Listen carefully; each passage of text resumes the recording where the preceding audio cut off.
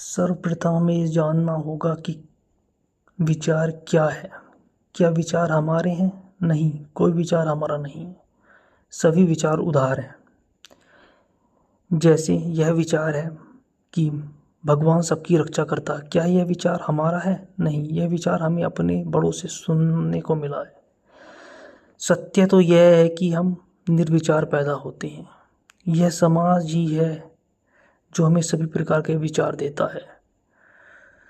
तो हमने यह जान लिया कि कोई विचार हमारा नहीं है, परंतु हमें यह भ्रम रहता है कि विचार हमारे हैं। विचार को भी हम दो भागों में बांट लेते हैं, अच्छे विचार, बुरे विचार। अच्छे विचारों से हम मोहित हो जाते हैं और बुरे विचारों से हम भागते हैं। यह एक भ्रम है कि कोई विचार अच्छा है, कोई विचार बुरा है। अच्छा और बुरा तो हमारे देखने पर निर्भर करता है। कोई वस्तु या विचार किसी व्यक्ति को अच्छा लग सकता है और किसी दूसरे व्यक्ति को बुरा लग सकता है। तो हम अपने प्रश्न पर लौटते हैं कि विचार शून्य कैसे हों। विचार शून्य होने का केवल एक ही उपाय है, वह है साक्षी भाव, जिसे बुद्ध ने विपश्यना कहा है। अर्थात वस्तु या विचारों को ऐसे देखना जैसे वे हैं।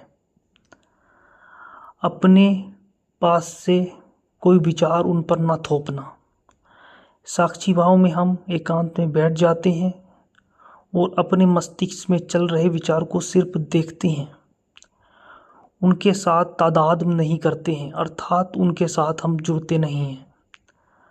अर्थात कोई विचार आता है तो उसे आने देते हैं और जाता है तो उसे जाने देते हैं। अच्छा विचार आता है तो उससे भी आने देते हैं, बुरा विचार आता है तो उसे भी आने देते हैं। हम विचारों के निर्णायक नहीं बनते हैं।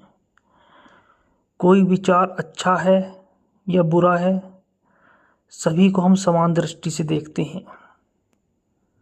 इस प्रकार कोई क्षण ऐसा आएगा कि कभी कभी आपके मन में कोई विचार नहीं आएगा। जब आप साक्षी भाव में होंगे तो कभी कभी ऐसा होगा विचारों को देखते देखते कि आपके मन में कोई विचार नहीं आ रहा है, और जो ऊर्जा विचारों में जाती थी वो ऊर्जा देखने वाले में चली जाती है, अर्थात साक्षी भाव में चली जाती है।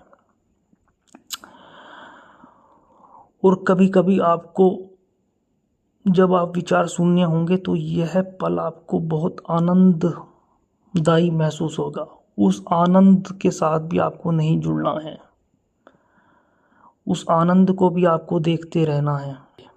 यह क्रिया बार बार करने पर आप इस क्रिया में निपुण हो जाएंगे और साक्षी भाव को अपने पूरे जीवन में उतारने पर आपका जीवन पूरी तरह से रूपांतरित हो सकता है। प्रभु से मेरी यही आशा है कि आपके जीवन में आनंद बरसता रहे।